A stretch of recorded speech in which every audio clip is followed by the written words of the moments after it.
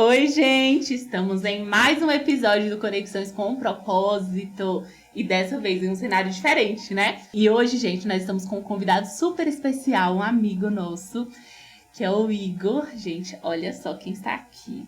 Igor, é um prazer te receber aqui. E nosso papo vai ser maravilhoso, eu tenho certeza, guiado pelo Espírito Santo, né? Sim, Rebeca, eu quero agradecer por a oportunidade. Eu não vou fingir costume, né?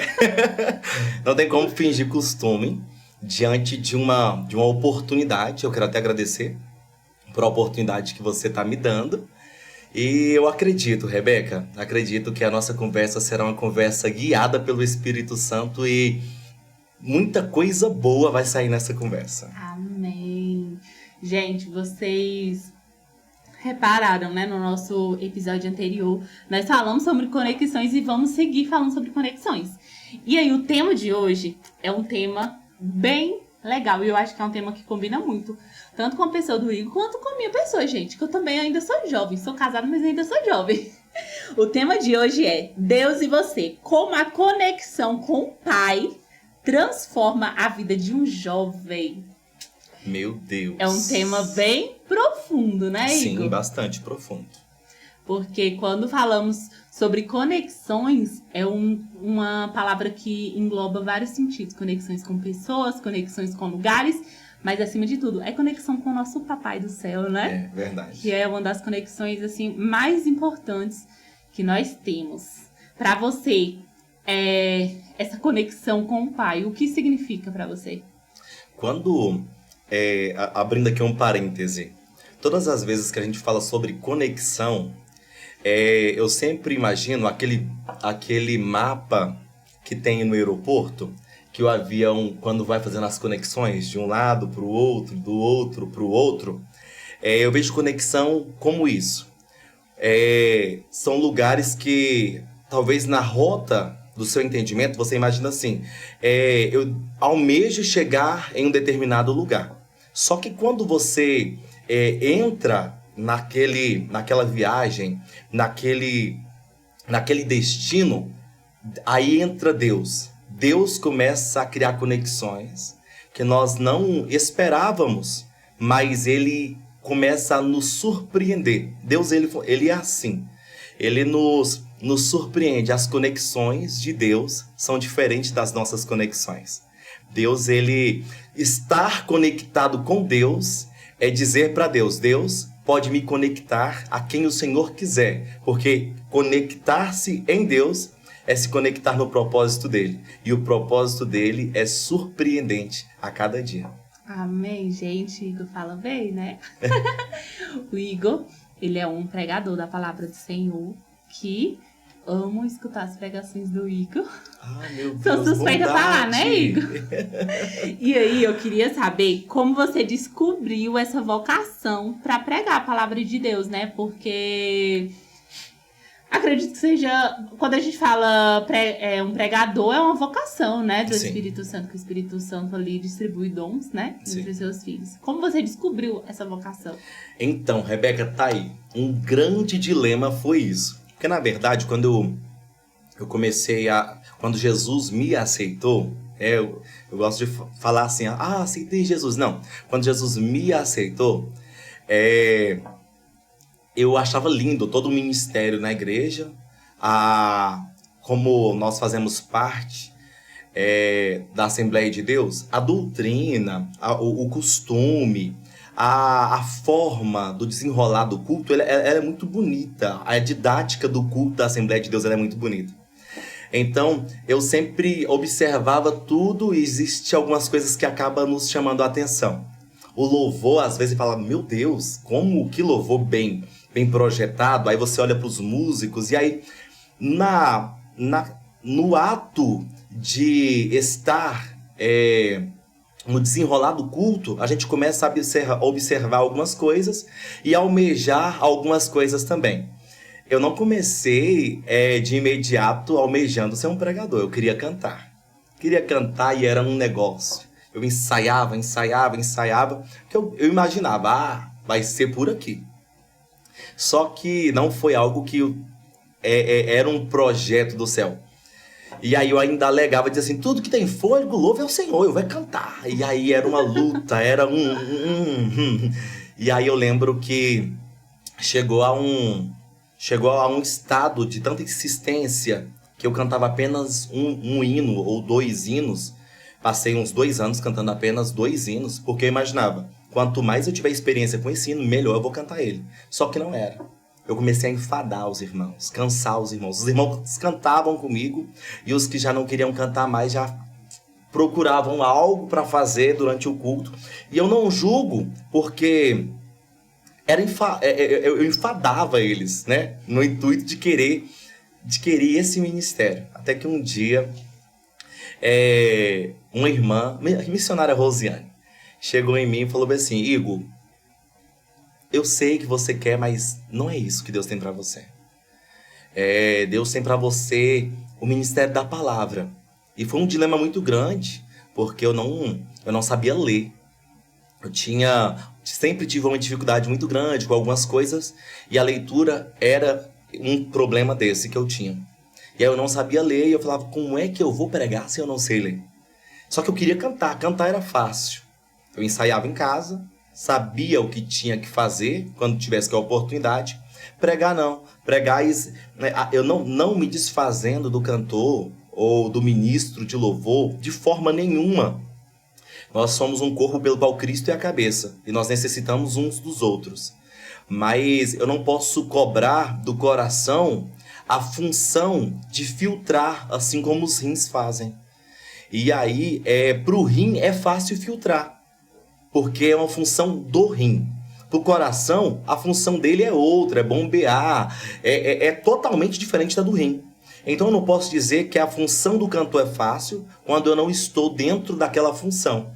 Mas eu imaginava que seria mais fácil ministrar louvor porque é algo que se pode ensaiar. A ministração não. Existe uma dependência muito grande de Deus. Existe uma dependência assim que a gente para olhar e diz, se Deus não for, vou passar vergonha. Hoje em dia o povo aprendeu a neurolinguística, fazem N coisas, e nisso tem se levantado pessoas que já não pregam mais numa dependência do Espírito Santo. Mas quando eu comecei, ou você tinha uma dependência do Espírito Santo, ou você passava vergonha. Ficava falando crá com cré. E eu achava que eu não tinha capacidade nenhuma de subir no púlpito e ministrar a palavra. Até que a missionária Rosiane chegou e falou, cantar não. Deus te chamou para o altar e para a palavra.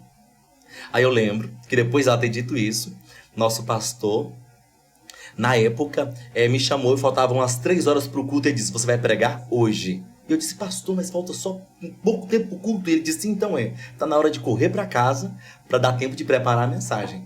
E foi muito rápido. Quando eu comecei a ministrar e alguém falou assim, Igor, como foi o começo? O começo foi uma loucura, porque eu tinha que correr. Eu tinha que correr contra o desespero que eu tinha, contra o medo que existia, mas também sabendo que na primeira ministração, Rebeca, na primeira ministração eu descobri que Deus tinha me chamado para o ministério da palavra. Ainda sem saber ler, ainda com muito medo, ainda gaguejando bastante, mas eu percebi que ali estava uma grande chamada. Não porque o Igor decidiu ir, mas porque tinha vindo de Deus essa convocação para o ministério da palavra. Quando nós falamos sobre esse chamado de Deus, né? Muita gente recebe. Às vezes profecia, né? Você tem um chamado da palavra, você vai pregar aos 4 cantos do mundo. Só que às vezes nós esquecemos que para isso acontecer, nós precisamos buscar a palavra, né? Estudar. Não só estudar a palavra, mas eu acredito que também encontrar outros meios de estudo. Essa semana eu estava conversando com um pastor e eu até mandei para ele um link de um pastor que eu estava seguindo no Instagram, que ele postava vídeos dando dicas para pregadores. E eu falei bem assim, pastor, eu sei que nós devemos ler a Bíblia, buscar para conseguir pregar, mas buscar outras alternativas. Também é correto? O pastor falou, completamente, minha filha, porque além de você ler a palavra, você também precisa se situar, né? Sim. Se situar tanto do que está acontecendo no mundo, quanto do que já aconteceu, né? E para isso nós também precisamos buscar outros meios de estudo. Sim. Eu acredito que quando temos o chamado, não é só o chamado, mas nós precisamos se aprofundar, nós precisamos ler, nós precisamos saber do que nós estamos falando, justamente para não cair no erro de pregar Sim. algo que não está correto, né? Porque já acontece muito, principalmente hoje em dia, de pregadores pregarem algo que não está correto e as pessoas, por falta de entendimento, aplaudirem e glorificarem, na verdade, uma pregação que está indo totalmente contra Sim. ao que Deus nos ensinou, né? Sim, infelizmente isso tem acontecido bastante. Eu não vou me lembrar agora de quem é a frase, mas eu a ouvi e eu registrei, que diz que texto sem contexto é pretexto para heresia. Dentro dessa visão, a gente percebe pessoas pegando um texto isolado ou uma visão isolada, e aí eles criam uma didática em cima daquilo e começam a insistir dentro daquela visão, insistir naquele texto isolado, insistir. E aí toda didática ela é repetitiva. O aprendizado só vem porque ela é repetitiva. A criança passa um ano inteiro na primeira série, e o professor passa um ano inteiro afirmando e reafirmando aquela matéria para que a criança possa aprender. Quando a criança aprendeu, ela passa para a próxima matéria, né? Aí ali vai a primeira, segunda, terceira. Quando as pessoas pegam esse texto isolado, pegam esse raciocínio isolado, essa visão isolada, às vezes até na inocência, às vezes existem os que fazem como é que eu posso dizer? Por mau índole mesmo, no intuito de ensinar errado mesmo, no intuito de se autopromover em cima da visão, existe. Mas existem pessoas que fazem isso na ignorância, porque não tiveram um conhecimento, um conhecimento maior, um conhecimento mais extenso sobre, e aí leu, creu e ensinou. E aí acontece bastante isso. Aí vem a necessidade do contexto do texto, que é buscar, antes de eu ter essa visão, ela corrobora com o que a Bíblia diz? Ela está dentro do parâmetro bíblico? Que a história diz disso? Mas Deus falou comigo. A gente tem ouvido bastante isso, Rebeca, de Deus falou comigo. Deus falou comigo, mas quando eu vou olhar, aquilo que dizem que Deus falou comigo não corrobora com o que a Bíblia diz. Aí a Bíblia vai dizer que se algum anjo se apresenta diante de você e te apresenta qualquer outra lei que não está dentro da palavra, é anátema. Foge do que é de Deus. Foge daquilo que o projeto de Deus. E aí a gente começa a escutar pessoas trazendo essa visão, e aí a gente credibiliza porque diz, foi Deus quem falou. Foi Deus quem disse. Só que em algum momento, o povo começou a se perder quando pararam de analisar o que Deus falou para ele. Passa pela Bíblia? Passa pelo crivo bíblico? Se passa pelo crivo bíblico, foi Deus quem falou. Se não passa pelo crivo bíblico, não foi Deus quem disse. É anátema. Só que não. A partir do momento que disse foi Deus que falou, foi credibilizado. Só que a gente tem um acesso à voz de Deus. Tem até um meme que diz, eu quero ouvir Deus falando comigo, lê a Bíblia. Eu quero ver Deus falando comigo em voz... Então lê a Bíblia em voz alta, né? Surgiu esse meme porque a gente parou de ler a Bíblia. E aí, a partir do momento que a gente se afasta das Escrituras, a gente começa a ser enganado mais fácil. Crente que lê a Bíblia é crente que o adversário tem uma dificuldade maior de enganar.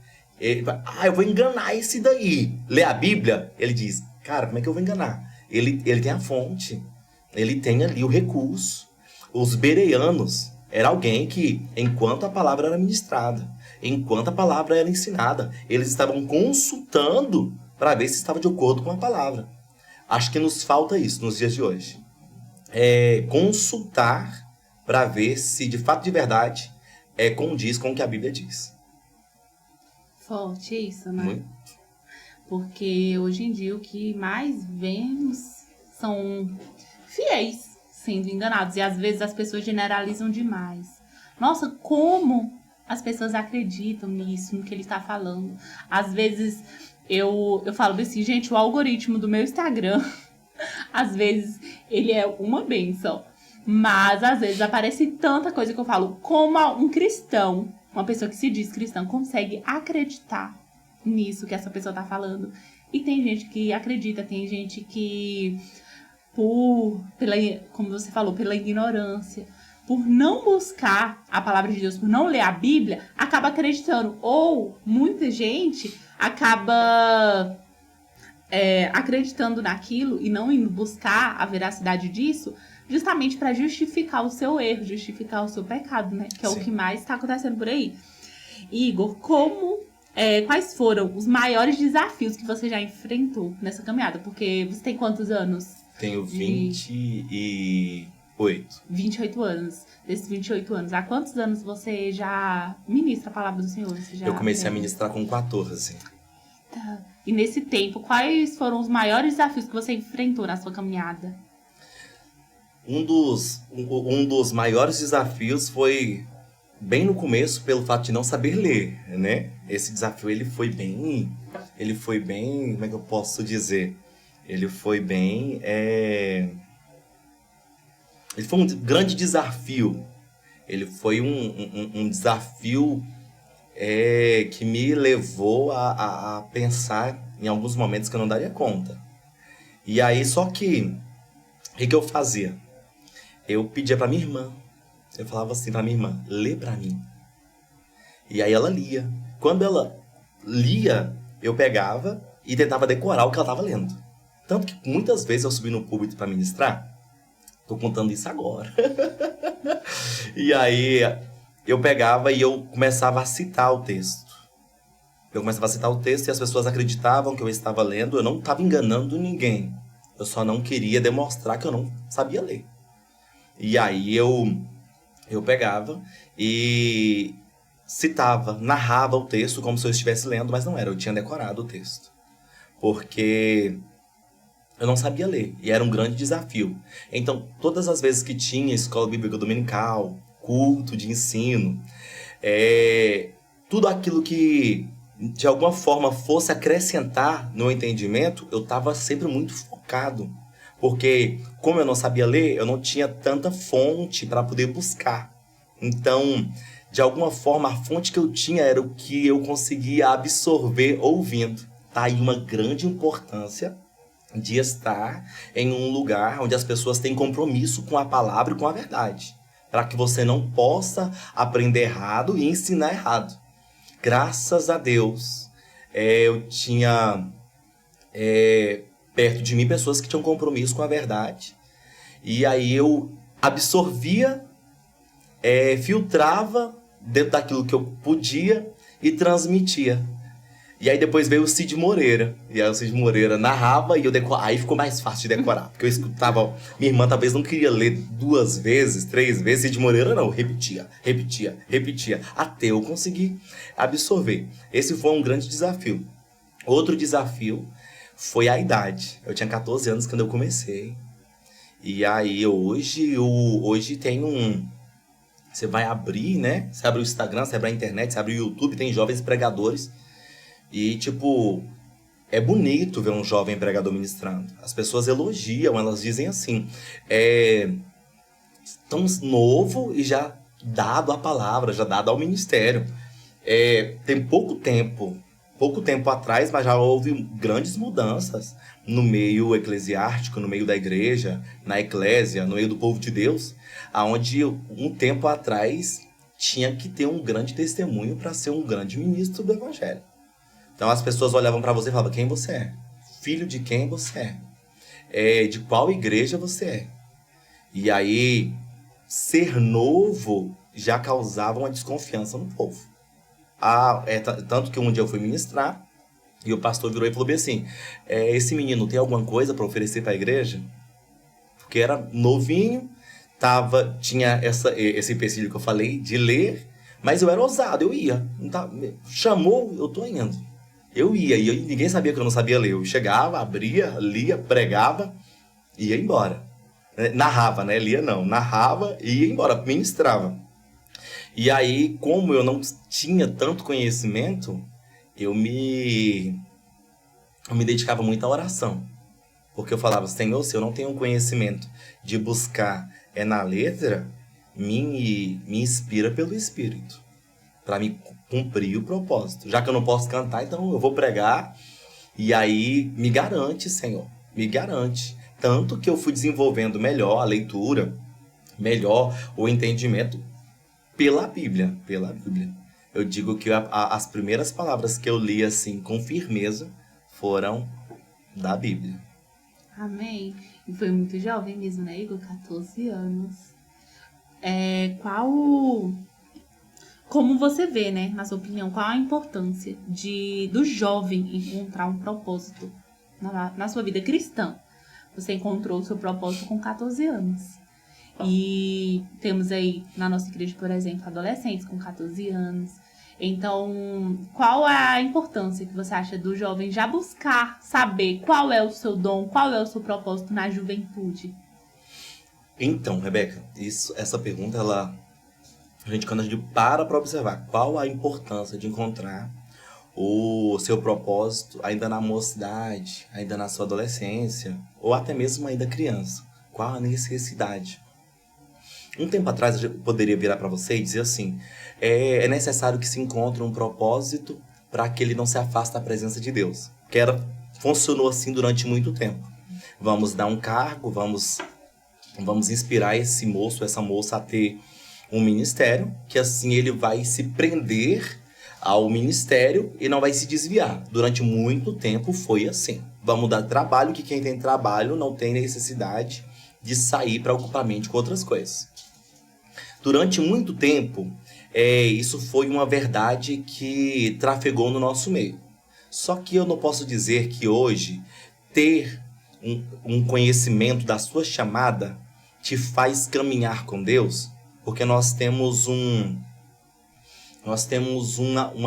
grande multidão de pessoas que sabem para que foi chamado, mas que já não estão mais na presença do Senhor por algum motivo que chateou ou se frustrou ou não se sentiu abraçado como imaginou que seria, porque na verdade encontrar-se com o ministério é sair de uma batalha às vezes física e entrar em uma batalha espiritual.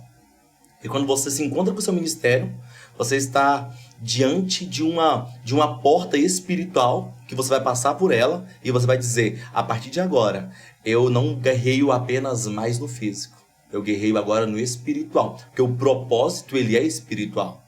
Deus é espírito e, portanto, ele procura verdadeiros adoradores que o adorem em espírito e em verdade. É essa chamada. E aí, qual a importância? A importância de se encontrar com a sua chamada, com o ministério que Deus te chamou, é de poder servir a Deus na totalidade daquilo que Ele te chamou para fazer. Quando você ainda tenta cumprir um propósito fora daquilo que Deus te chamou, você pode fazer muito, mas você talvez não tenha capacidade de oferecer a totalidade daquilo que Deus te chamou. Entende?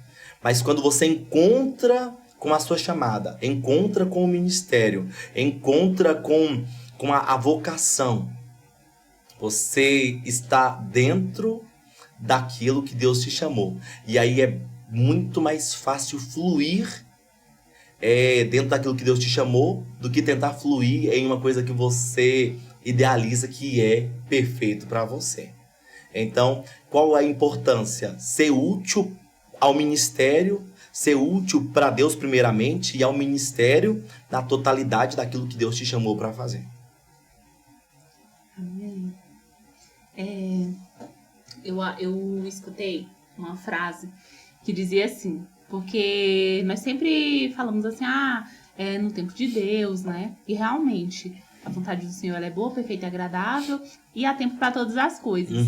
Mas às vezes nós falamos, ai, Deus não tá demorando, Deus tá caprichando. Mas na verdade o que Deus faz é perfeito. Sim. Deus não precisa de tempo para fazer algo.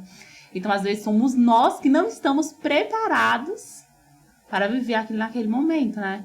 Às vezes, eu falo por experiência própria. Eu já recebi muitas profecias que eu acredito sim que foram verdadeiras, né? Porque Deus já falou muito comigo sobre o meu chamado. Porém, por muitas vezes, eu não busquei por isso. Então, não é que não estava pronto. Que Deus não tinha ali já todo, né? Tudo preparado. Eu que não busquei. Eu que não me preparei. Então, eu não estou preparada ainda para viver o que Deus tem para mim. O que eu posso fazer? Buscar. Sim.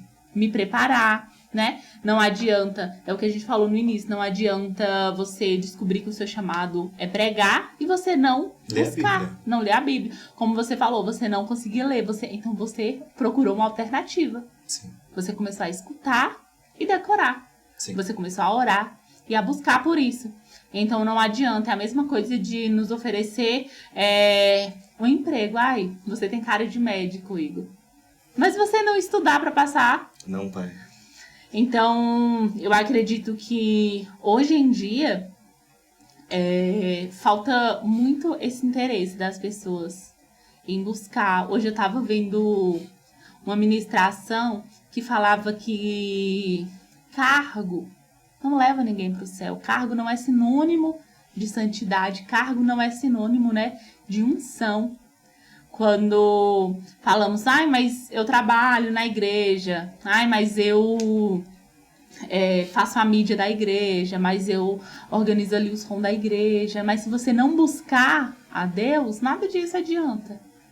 Então eu acho que é importante você buscar, saber qual é o seu chamado e você correr atrás para que ele se realize logo, né? Porque quanto mais cedo você buscar, você descobrir, você começar a exercer, eu acho que mais vidas você vai mudar através do seu chamado, né? Mais tempo você vai ter, né? Mais tempo você vai ter para fazer a diferença. Porque é o que eu escutei até uma frase que fala que às vezes a gente fala, ai, mas Deus vai demorar para voltar. Ai, mas vai demorar tanto. Mas Deus volta para alguém todos os dias, sim, né? Todos os dias, a todo segundo. Esse exato momento tá voltando para alguém. Então nós não temos tempo. Sim. Nós não temos muito tempo. Porque quando pensamos, ai, mas eu tenho uma vida toda pela frente, você sabe se você tem uma vida toda pela frente? Pode ser que você tenha 1 dia, 2 dias. Então, quanto mais cedo você buscar a palavra de Deus, quanto mais cedo você começar a espalhar, né, a palavra de Deus por aí, através do seu chamado, seja ele cantar, seja ele pregar, seja ele servir na sua igreja, servir ali um copo de água, seja você servir na portaria da sua igreja, seja você tocar, mexer no som, fazer ali a mídia da sua igreja. Quanto mais cedo você começar, mais vidas você vai mudar, né? É algo que eu acho interessante nós ressaltarmos, e aí eu vou até olhar para ali para poder despertar alguém que está nos assistindo agora. Que talvez você que esteja assistindo e vendo essa conversa e você está dizendo assim, mas eu não sei para que eu fui chamado. Eu não sei se eu fui chamado para pregar, não sei se eu fui chamado para cantar, para interceder, para poder ficar na portaria, para poder fazer qualquer outro serviço na igreja. Eu não sei para que eu fui chamado para fazer. Eu não sei qual o meu propósito. E aí eu quero dar um conselho. Eu não tenho a absoluta verdade, mas eu tenho um pouquinho de experiência, eu quero compartilhar ela com você que está me ouvindo. Que faça tudo o que precisa ser feito.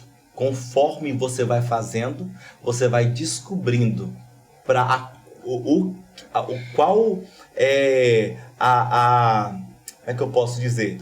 Qual o lugar que você tem uma facilidade de se desenvolver e crescer melhor. Igor, mas é tão bom ficar na tangente, só ali na portaria. No dia que você estiver dentro daquilo que Deus te chamou para fazer, A portaria pode ser confortável, mas o seu coração arderá uma chama em estar cumprindo o propósito que Deus te chamou para viver. No dia que você se encontra com um propósito, todo lugar cômodo perde o sentido diante da chamada de Deus para aquele que está exercendo de alguma forma. Igor, e se eu não quiser? É como eu disse, você vai estar em um lugar, mas não vai estar conseguindo viver a totalidade. O chamado, ele não é fácil, porque Deus não nos livra de perca, de lágrimas, de lutas, mas Deus também não nos priva de sorrisos, de alegria, de conquistas e de viver coisas maiores em sua presença. O chamado é assim. Existem dias de sorriso, existem dias de lágrimas, mas é entender que em cima ou embaixo, estar no centro da vontade, do querer de Deus, é melhor do que estar cômodo em qualquer outro lugar. Amém.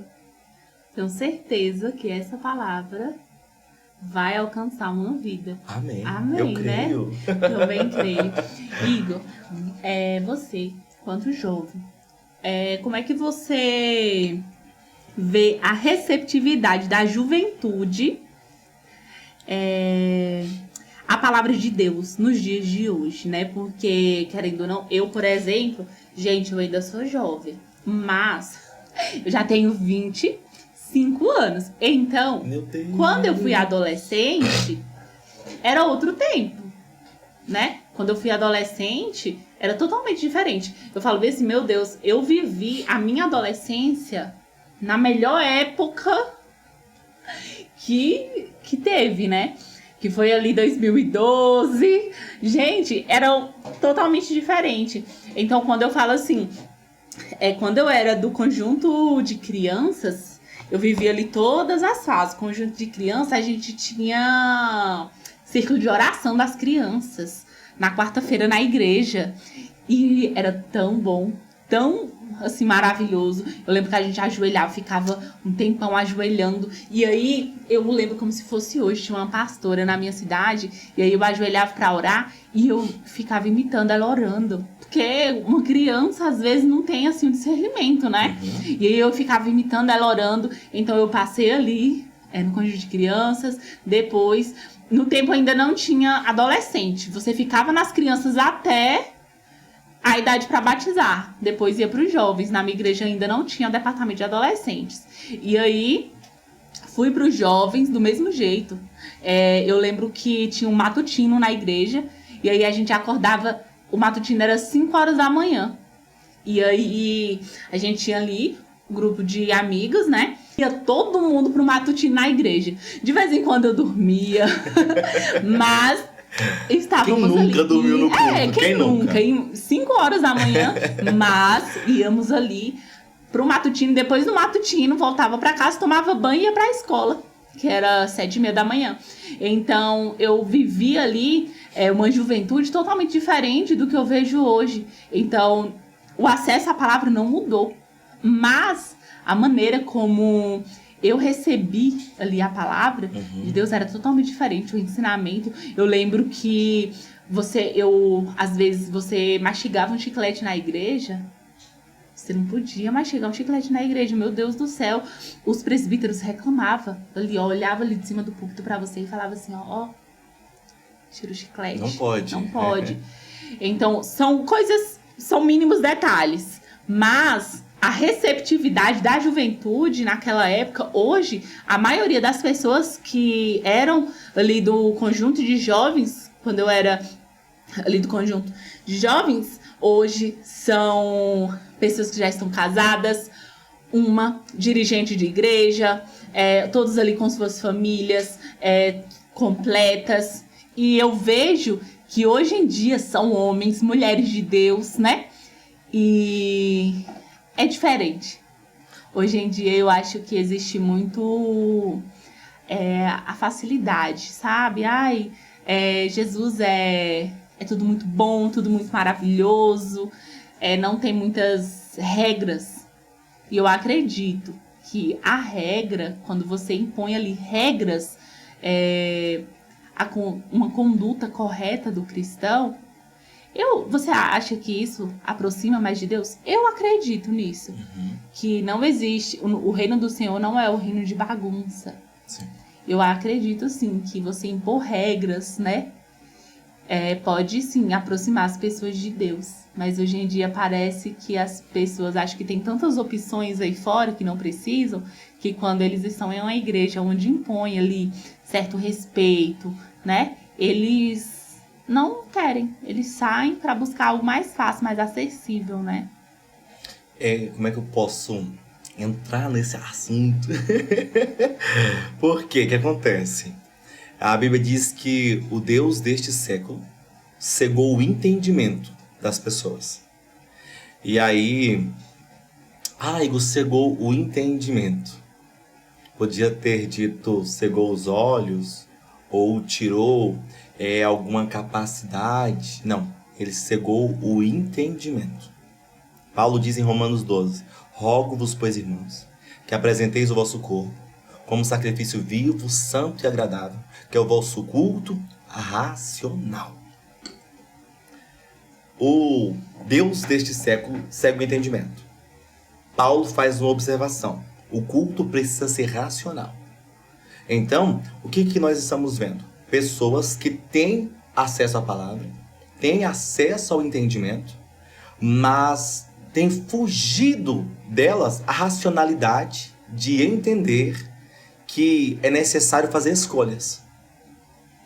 Esses dias para trás eu recebi uma mensagem de um jovem e ele disse assim: é muito difícil para os jovens nos dias de hoje fazer a escolha entre os dois mundos, servir a Deus e não servir a Deus.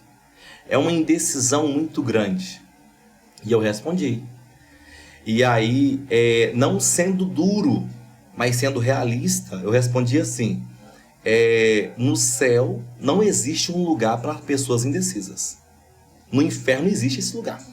Lá também tem uma salinha para o indeciso. No céu, não. Ou você sabe o que você quer, quem você é, ou não existe um lugar lá para você. É necessário que se faça essa decisão, essa escolha. Mas eu estava indeciso.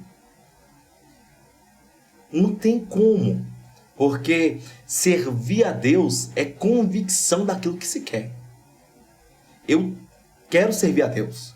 Eu desejo servir a Deus. Igor, a palavra mudou de 30, 10, 20 anos atrás para cá. Eu posso dizer que a palavra ela tem sido pregada dentro de uma variedade maior.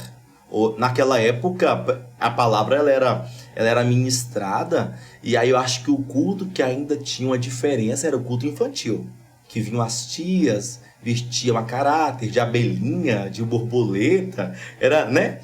Para poder chamar a atenção das crianças. Mas era culto de adolescentes, era culto de jovens, era culto de irmãs, era culto de oração. A palavra ela era ministrada de uma forma igual para todo esse público. Quer seja dura, quer seja uma palavra de conforto, uma palavra de consolação, ela vinha. Hoje não. Hoje existe uma palavra para jovens, uma palavra mais didática para adolescentes, uma palavra mais didática para casais. Eu não posso dizer que isso piorou, que isso estragou, que isso foi ruim. Não, pelo contrário, isso foi muito bom. Foi muito bom porque agora consegue abrir de forma mais abrangente o entendimento. Aí alguém olha e diz assim: estragou. Não, não estragou. O que tem acontecido é que antigamente o pecado ele sempre existiu e ele sempre foi muito convidativo. Ele sempre foi muito seduzente, se é que pode usar essa palavra, né? Ele sempre seduziu muito o pecado. Só que hoje o acesso ao pecado está mais fácil. Antigamente, alguém para pecar precisava sair de dentro de casa. Porque os pais supervisionavam dentro de casa. E aí, quando ele saía, numa oportunidade que ele tinha, ele fazia algo que era errado. Hoje não. Hoje em dia, os pais eles perderam o controle dentro de casa. Um filho entra pro quarto, abre o celular, abre o WhatsApp, abre qualquer outro aplicativo e ele tem acesso ao mundo de uma forma que há um tempo atrás não tinha esse acesso. Então, o entendimento ele se expandiu muito e aí as pessoas pararam de priorizar a palavra. Ah, é porque eu sigo alguém na minha rede social. Então, o exemplo que os filhos tinham eram dos pais. Hoje se estendeu muito os exemplos. Ah, eu quero ser igual blogueira fulano. Eu quero ser igual influencer ciclano. Eu quero ser igual... E aí a gente parou de ser exemplo para os nossos filhos. Ainda não tenho, mas no dia que tiver, eu pretendo ser o exemplo dele. E aí os pais deixaram de ser exemplo para os filhos e perderam para alguém que eles nunca tiveram acesso, nunca viu pessoalmente, mas por trás da tela fria do celular, alguém está influenciando, alguém está ensinando. O que acontece? O que acontece? Igor, mas como eu faço para fazer com que o meu filho vá para a igreja? Alguém vai olhar e vai dizer que eu estou sendo radical nesse exato momento. Mas eu não estou sendo, eu estou sendo realista. Esse menino de 14 anos não tem direito de escolha. Ah, Igor, mas não pode falar isso. Esse menino mora na sua casa? Esse menino vive debaixo do seu teto? Então você continua sendo o pai dele. Não estou dizendo para bater, não estou dizendo para espancar, eu estou dizendo que você ainda, ou como pai, ainda ocupa esse lugar de autoridade dentro da sua casa. E aí, pelo fato de você ocupar esse lugar de autoridade, você precisa impor. A referência aqui dentro de casa sou eu. Ah, e eu ouço um erro frequente que é: você quer ser o que você quiser, seja quando você sair da minha casa. Aqui dentro é do jeito que eu quero. Não. Os pais não criam os filhos para serem o que quiserem quando saírem de dentro de casa. Os pais ensinam os filhos a serem alguém de respeito, alguém de conduta, para que quando eles saírem de dentro deste lar, eles possam continuar carregando esse ensinamento. O que aconteceu foi que houve um afrouxamento dentro do lar que se estendeu até a igreja, se estendeu sobre o ministério, se estendeu sobre a vida a vida externa do lar. Igor, eu não consigo entender. Como é que eu posso explicar isso? Pais que dominam dentro do lar, mas não ensinam os filhos a manterem a conduta do lado de fora. Eu não posso dominar o meu filho do lado de fora, fora da minha visão. Eu não posso dominar ele fora da minha visão, mas eu posso ensinar ele como ter conduta quando não estiver na minha presença. E isso é algo valioso, né? Sim. Eu falar sobre mim, né? Eu tive uma criação que eu falo assim, eu falo com o Isaac, eu quero muito que a Maju tenha essa criação que eu tive. Porque eu cresci indo para a igreja todos os dias que tinha culto. Eu ia para a escola bíblica, culto de libertação, culto de ensino, culto de domingo. Eu cresci tendo funções, tendo cargo. O meu primeiro cargo foi com 13 anos, assim que eu me batizei, né? Na época eu só poderia ter cargo na igreja, quem era batizado. E ali chegou a idade onde eu já estava preparada para me batizar. Fiz o discipulado, me batizei e assumi o meu primeiro cargo na igreja, que foi no Ministério de Dança da igreja. Depois disso, já fui líder de adolescentes, já fui líder de jovens, regente. E aí, eu lembro que em casa, eu sempre tive um exemplo muito claro da palavra, né? A minha mãe, ela canta, e aí o meu padrasto, ele é um pregador da palavra e ele sempre pregou dentro de casa. Então, dentro de casa, às vezes, eu perguntava, Val, eu tô com dúvida nisso? E ele me dava uma ministração. Ele explicava pra mim, pregava, né? Era o seu exemplo. Era o meu exemplo. Porque minha mãe se casou com ele quando eu tinha 10 anos. Então, antes dos 10 anos, eu era uma criança que não tinha muito discernimento, né? Tive também o meu exemplo ali até os 10 anos. Só que depois dos 10 anos foi onde eu obtive mais discernimento para ver o que é certo, o que é errado, onde eu entrei na adolescência. É uma fase que é complicada para todo mundo. Então eu tive um suporte dentro de casa, onde eu tinha um lar que eu não fui presa a ponto de você não pode sair, eu não confio em você. Pelo contrário, né? Os meus pais sempre confiaram muito em mim. Eu podia sair, que eles sabiam que mesmo fora de casa, eles tinham total segurança do que eu ia fazer. Então, era um lar onde eu sempre podia me abrir. Eu sempre contava tudo que acontecia, todos os sentimentos. Que às vezes a gente tem ali o nosso pai, a nossa mãe, como pessoas distantes. Sim. Eu nunca tive isso, graças a Deus. Eu sempre me abri muito, né? Tanto com minha mãe quanto com meu padrasto. Sempre contei sentimentos, coisas que eu estava sentindo, amizades, né? Pessoas ali que eu estava...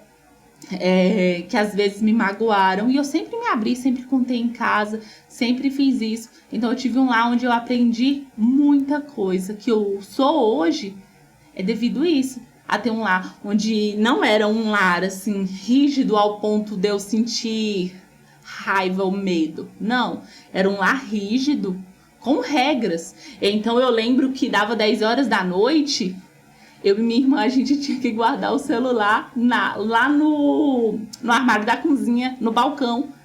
E aí às vezes eu falava, ai gente, isso é muito chato. Só que hoje... eu falo bem assim, meu Deus, dava 10 horas da noite, eu já ia dormir, descansar. No outro dia acordava para ir pra escola, pegava ali meu celular. E aí, eu sou muito grata, né, ao Senhor. E eu sempre falo, eu quero ser, pra minha filha, a mãe que eu tive. Hoje em dia, eu converso com minha mãe, eu conto tudo pra minha mãe. A gente, nós somos... melhores amigas, então eu quero ter essa relação com Maria Júlia e, acima de tudo, eu quero dar um exemplo para Maria Júlia seguir. Hoje em dia, o culto que eu mais amo é o culto de ensino e escola dominical. Por quê? Porque eu aprendi isso em casa. Eu estudava em casa a palavra do Senhor e eu tinha alguém que me incentivava a buscar ali a palavra do Senhor. Alguém que colocava para cima. Nossa, meu padrasto sempre foi assim, um exemplo vivo, né, da palavra do Senhor, o testemunho dele maravilhoso. E ele sempre me colocou assim pra cima, ó, Rebeca, você consegue, você vai ser uma missionária. Minha avó sempre, assim, foi alguém que me inspira muito, né? Então, eu acredito muito no que você falou sobre essa imposição dos pais, de se impor, de ensinar. Realmente, eu acho que o conselho... o exemplo, como é que tem uma frase que diz que o exemplo ele arrasta, né? O exemplo, ele é a melhor coisa que você pode dar pro seu filho. A Maria Júlia, de vez em quando ela tá na igreja, aí eu adorando ao Senhor, aleluia, glória a Deus. Quando eu olho pro lado, tá Maria Júlia, aleluia, glória a Deus. Eu chego na igreja, ajoelho pra orar. Maria Júlia, a primeira coisa que ela faz é se ajoelhar para orar e dar paz do Senhor para as pessoas com 4 anos.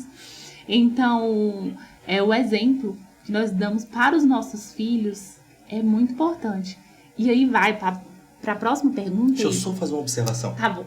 Eu sei que nosso tempo já tá corrido, mas eu quero fazer uma observação. É que a gente cresceu com um adágio que caminhou dentro de muitas casas, que era: faz o que eu falo, mas não faz o que eu faço.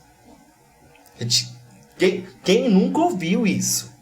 Faz o que eu falo, mas não faz o que eu faço. Só que é como você disse, o exemplo da ação conta muito. Conta muito. O pai falava, você não pode falar palavrão. E aquilo ali se resumia em uma frase. Você não pode falar palavrão. Daqui a pouco aquela frase tinha sido esquecida. E aí, mas a criança olhava e aí via o pai soltando palavrão o dia inteiro. Aí eu te pergunto, uma frase que é dita em menos de 5 segundos, combatendo contra 24 horas de ação, qual vai ter mais poder de influência? A ação. Aí eles diziam, não faz o que eu faço, faz o que eu falo. Mas a didática, ela não fechava. Por quê? Porque a fala não estava atrelada à ação. E aí aonde entra a necessidade de ser o espelho do seu filho. A Bíblia vai dizer, ensina a criança no caminho que deve andar, que mesmo depois de velha, não se desviará dele. Agora eu te pergunto, existe a possibilidade de alguém ensinar um outro alguém a fazer algo que o professor que está ensinando também não saiba fazer? Há uma necessidade de todo aquele que ensina dominar o conteúdo que está ensinando, para que aquele que esteja aprendendo tenha total absorção da didática. Ah, Igor, mas eu não consigo ser uma pessoa perfeita. Eu não estou dizendo para ser perfeito. Estou te dizendo que, ainda na sua imperfeição, dê o seu melhor para que amanhã o seu filho seja alguém melhor do que aquilo que você imagina. Ah, eu não consegui. Eu acho que, se eu não me engano, foi o pastor Luiz Hermínio que disse que os nossos antepassados andaram. A geração passada correu, mas nós iremos voar. Essa geração que está vindo vai voar. Só que, se quem está lá atrás não fez por onde nem andar, nem correr, quem está vindo agora vai conseguir voar com facilidade? Não vai.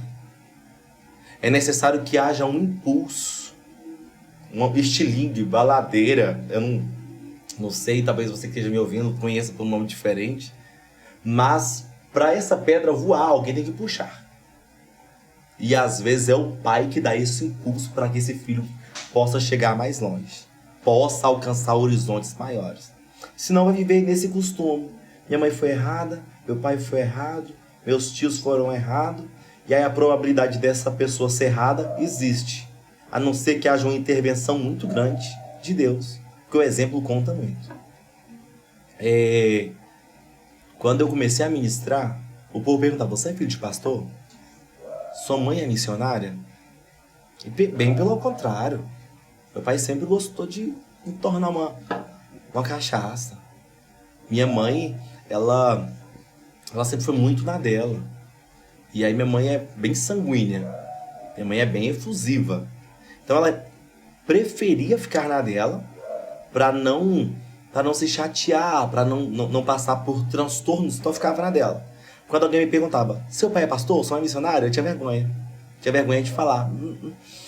Porque eu não tinha uma base espiritual para estar ocupando o lugar que Deus tinha me colocado para ocupar. E aí eu ficava às vezes sem saber o que dizer. Até que um dia o Espírito Santo me constrangeu e ele me disse assim, a partir de hoje, você não terá mais vergonha de falar a respeito das suas raízes. Porque todas as vezes que você falar a respeito das suas raízes, você estará glorificando o meu nome. E eu disse, como? E aí o Espírito Santo me falou assim, porque existem lugares, existem mesas, existem cadeiras, existem altares, existem dimensões que você só vai chegar porque Deus te levou até elas. Talvez, mais uma vez, eu quero virar para você que está me ouvindo. Talvez você esteja dizendo, eu não tenho uma estrutura familiar, eu não tenho pais que me ajudaram, eu não tenho amigos, eu não tenho ninguém que me estendeu a mão. Eu quero te dizer, debaixo da autoridade do Espírito Santo de Deus, que você vai chegar no lugar onde Deus projetou para você. Porque quando não houver recursos, influência da terra, o céu vai começar a entrar em ação. Mas você não vai deixar de viver o propósito que Deus te chamou para viver. Porque ainda que não tenha existido uma influência aqui, receba agora influência do céu. Porque você vai viver a totalidade dessa chamada em nome de Jesus. Amém. Amém. A família, a influência da família conta muito, mas também temos a influência da igreja, né? Sim. E aí, como é que você vê, Igor, o papel da igreja, né, da comunidade em si, no fortalecimento do propósito individual da pessoa e também no fortalecimento coletivo? Como é que você vê essa importância? Isso é muito interessante, Rebeca. Esse fortalecimento individual e no coletivo. Por quê? Porque Cristo é assim. Eu preciso ter o meu individual com Cristo. O que a Bíblia vai dizer? Entra pro teu quarto, fecha a porta e fala com teu Deus em oculto. É o individual do ser. É o individual do filho se encontrando com o pai.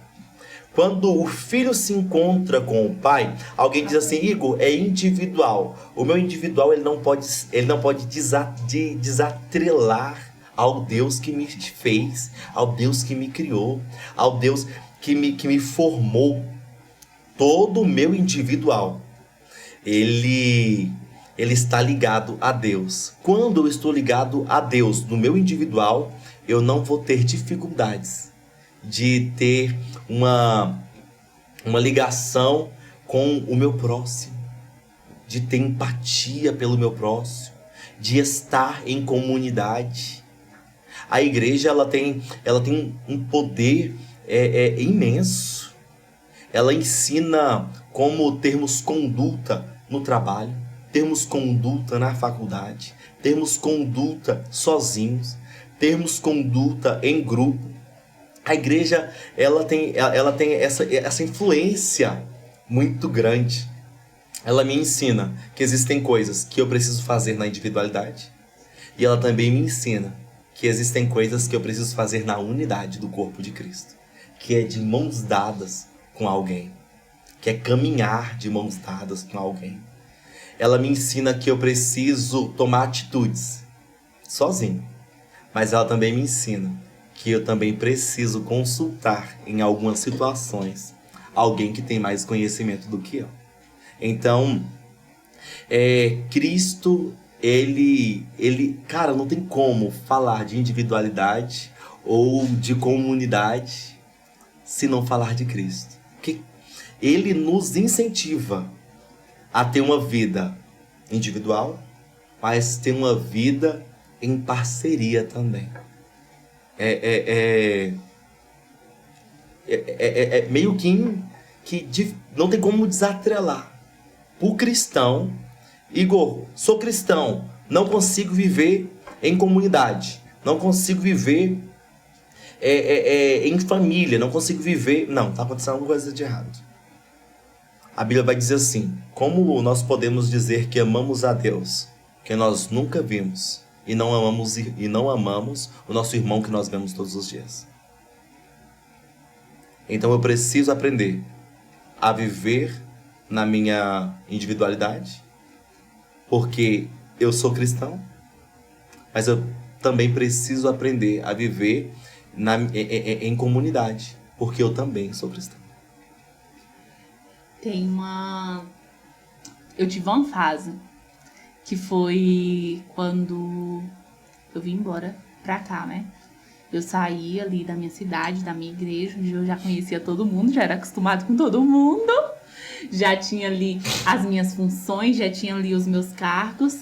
E aí, quando Deus nos mandou pra cá, foi algo assim muito de repente, porque eu nunca me imaginei longe da minha família, longe da minha igreja, da minha comunidade, né? Ali foi onde eu vivi a minha juventude, foi onde eu me casei. Então, eu nunca me vi longe dali daquela bolha, daquele círculo. E ali, quando Deus nos mandou pra cá, eu falei, Senhor, o que eu vou fazer? Como eu vou ir para outra igreja? Como eu vou me conectar a outras pessoas? Porque eu sou muito reservada, sou muito tímida. Isaac é totalmente o contrário. Isaac, ele já conversa com todo mundo, Isaac, ele já ali... E eu não, eu sou muito na minha. E ali, eu lembro que quando viemos, nós demos ali uma parada na Ocidental. Moramos na Ocidental, eu acredito que foram 3 meses. E eu procurando igreja, a minha carta guardadinha. E ali frequentei algumas igrejas. E comecei esse dilema. O que eu vou fazer agora? Passados 3 meses, viemos aqui para Lusiânia. Chegando aqui, visitei uma igreja. E ali, quando eu fui visitar a nossa igreja, a minha igreja, que eu sou hoje, eu lembro que eu tive uma receptividade tão forte que no primeiro dia que eu fui, quando eu cheguei em casa, eu falei, amor, é aqui que eu vou ficar. É nessa igreja. Só que fui bem recebida, fui bem amparada, mas eu não me abria para viver em comunidade. Então, eu não me aproximava das pessoas e acabava que eu não permitia que as pessoas se aproximassem, porque não adianta você falar às vezes, eu sou excluído, as pessoas não me incluem em nada, quando você não permite que as pessoas se aproximem de você. E eu fiz isso, eu não permiti que as pessoas se aproximassem de mim. E aquilo começou a me adoecer, a me sentir só. E ali foi na época que eu com a Maria Júlia pequena, resolvi trabalhar fora. Foi aí que eu me distanciei de vez. Então eu chegava em casa exausta, 8 horas da noite. Comecei a faltar o culto de quarta. Comecei a faltar o culto de sexta, porque eu tava muito cansada pra ir pro culto. O culto começava às 7h30. Achava que não, já perdi meia hora, não adianta mais eu ir. Comecei a ir só no domingo. E ali, às vezes, eu falava, já fui domingo passado. Esse eu não preciso ir. Parei de ir o outro domingo. Ia domingo sim, domingo não. Foi a minha rotina. Só que essa solidão, tanto das pessoas quanto do Espírito Santo, começou a me adoecer demais e começou a afetar o meu trabalho, começou a afetar a minha família, o meu casamento. E ali eu recebi uma mensagem que eu até contei na igreja. Eu recebi uma mensagem de uma irmã da igreja que falou, Rebeca, você tá bem? Foi o que eu precisava pra me desabafar. Falei, não, irmã, não tô bem. Tô me sentindo sozinha, tô sentindo muita saudade da minha igreja, tô sentindo saudade dos meus amigos, da minha família. Desabafei. Quando eu cheguei, aí ela falou, vem pro culto hoje. E eu fui pro culto. Quando eu cheguei na igreja, participei do culto, fui com uniforme de trabalho mesmo, né? Que eu chegava muito tarde. E ali, quando terminou o culto, reuniram as irmãs, conjunto de senhoras, e oraram por mim, todas as irmãs. E depois o pastor me chamou pra conversar. E ali eu falei, pastor, eu tô me sentindo sozinha, né? Eu tinha cargos na igreja. Não que eu queria ter cargos, mas eu sentia que eu era útil tendo cargos. Eu sinto isso até hoje. Eu tenho a necessidade de estar fazendo alguma coisa na igreja, porque eu acho que quando eu não faço, eu não sou útil. Então, qualquer coisa que alguém peça para eu fazer, eu levo isso como, poxa, eu tô fazendo algo pro Senhor, né? Eu não levo em consideração que eu tô fazendo pra igreja. Pros irmãos, não, eu tô fazendo pro Senhor. Eu senti muita falta disso. É uma visão de reino, né? E aí, eu expliquei isso pro pastor. E aí, a pastora falou, não, minha filha, então, se era isso que faltava, toma aqui uma responsabilidade. E ali eu comecei a abrir mais o meu coração para as pessoas. Comecei a fazer amizade com uma irmã aqui, outra irmã ali. Comecei a conversar mais, comecei a ir mais para os cultos. Saí desse serviço que estava me sobrecarregando e me afastando de Deus. E ali uma irmã veio para mim e falou bem assim: Rebeca, por que você não cuida das redes sociais da igreja? Eu conversei com o pastor e ali eu falei: meu Deus, eu amo cuidar de redes sociais. Eu sou uma pessoa assim muito conectada com tudo isso, né? É uma coisa que é minha profissão. E ali, quando eu comecei a cuidar das redes sociais da igreja, eu comecei a ir para a igreja todos os cultos. Porque eu tinha que cobrir todos os cultos. Porque até então não tinha uma equipe como temos hoje. Era só eu. Então eu tinha que cobrir todo o culto, eu tinha que ir todo culto.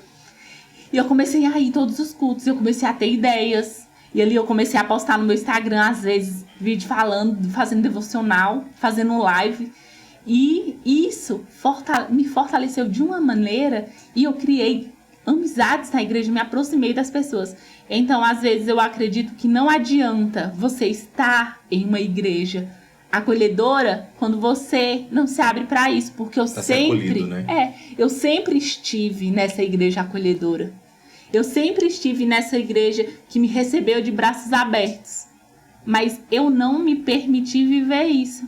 Então, Deus me presenteou com uma igreja que me abraçou, só que eu não recebi esse presente do Senhor, eu não recebi. Eu me neguei a aceitar isso.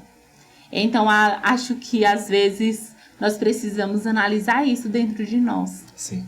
Às vezes nós falamos assim: estou sendo excluído, a igreja que eu frequento, as pessoas não me aceitam, mas você aceita essa igreja?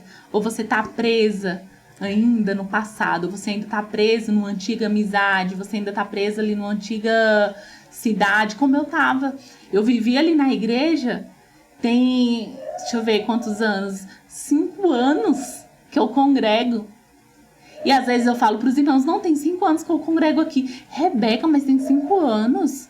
Eu só te conheço há tanto tempo. E eu, porque eu não vinha para a igreja? Eu terminava o culto, Igor, eu pegava a minha Bíblia, parecia um raio. Não dava paz do Senhor para ninguém, só corria, parecia que eu estava fugindo das pessoas. Então, é importante vivermos em comunidade, é importante nós nos conectarmos a pessoas que vão nos aproximar de Deus. Essa conexão com o reino, com as pessoas, é muito importante, porque te fortalece. Quando você anda com pessoas que te aproximam de Deus, você fortalece ali a sua fé e você aprende paz. Quantas coisas eu já aprendi ali com os irmãos da igreja, quantas coisas eu já aprendi prestando atenção no que o pastor falava. Às vezes eu pergunto assim, coisas pro pastor, pra pastora, e ali eu falo: meu Deus, não que eu perdi, mas eu vivi alguns anos tendo a oportunidade de viver isso, mas não estava acessando essas amizades, né, que Deus me apresentou. Então, é algo assim muito... Viver em comunidade é lindo, é maravilhoso. Sim. É uma dádiva do Senhor, né? Sim. Viver em comunidade. E aí, agora para finalizar, gente... não! O papo tá... Que tá isso, bom, cara? Para finalizar, agora é a hora de você olhar para aquela câmera e deixar Deus te usar. Qual é o conselho que você, Igor, daria para jovens que ainda estão em busca do seu propósito, ou para os jovens que não têm buscado, né? O conselho para os jovens de hoje em dia. Então, talvez você já tenha ouvido isso, mas eu vou repetir agora, mais uma vez. Meu conselho para o jovem que tem buscado um propósito de vida é: não desista. Porque buscar um propósito não é você dormir e acordar de manhã dizendo: Eu já sei para que eu nasci, e tudo que eu quero, e tudo que eu vou viver. E eu tenho um script, e eu escrevi tudo durante essa madrugada. Não. Um propósito de vida, ele vai além. Um propósito de vida é você, em dias difíceis, dizer: eu não vou desistir daquilo que eu desejo, daquilo que eu almejo, daquilo que Deus me chamou para fazer. Igor, mas eu ainda não sei o meu propósito. Uma observação. Todo propósito de Deus te chama para o altar. Te chama para estar próximo de Deus. Igor, mas eu tenho só um propósito em Deus? Não. Igor, eu tenho um propósito só de estar num púlpito ou só servir na igreja? Também não. Talvez Deus te chamou para ser um juiz, um advogado, um médico. Talvez Deus esteja querendo usar você dentro do judiciário, dentro de um hospital, para alcançar vidas. Eu não sou um pregador quando eu estou com um microfone na mão. Eu sou um pregador quando eu passo a receber de Deus uma mensagem e eu desejo transmitir ela para outras pessoas. Existem vários ministérios, mas existe um que é mandamento, que é ide por todo mundo, pregai o evangelho a toda criatura. Você não vai pregar necessariamente quando você estiver em um púlpito. Você vai pregar todas as vezes que você se permitir ser usado por Deus para alcançar a vida de alguém. Independente, que seja falando, que seja agindo, que seja tocando, que seja abraçando. Não abra mão do seu propósito, não abra mão do seu projeto, não abra mão dessa chama que arde dentro de você. É de Deus? Quando eu digo te chama para o altar, eu não estou falando necessariamente da tribuna. Eu estou falando de te leva para perto de Deus. Se é de Deus, te leva para perto dele. Se é de Deus, te aproxima dele. Te aproxima de Deus em um centro cirúrgico. Te aproxima de Deus dentro de um tribunal. Te aproxima de Deus no lugar onde você estiver vivendo o propósito que Deus te chamou para viver. Não abra mão disso.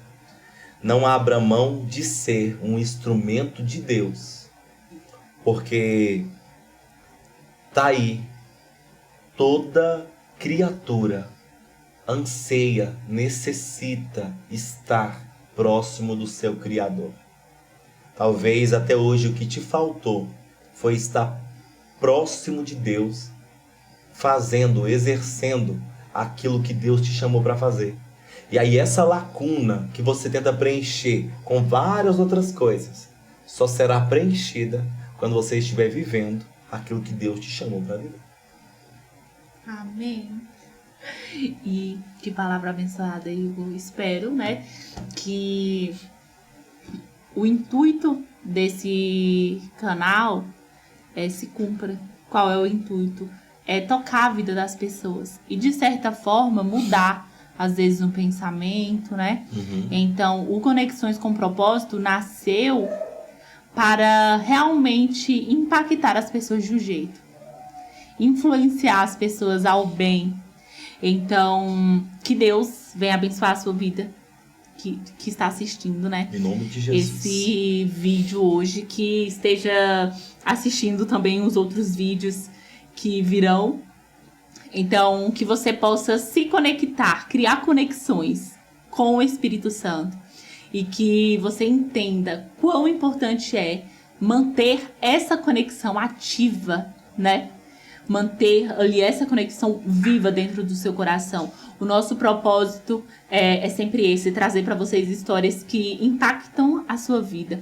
Histórias que influenciem a sua vida para o bem.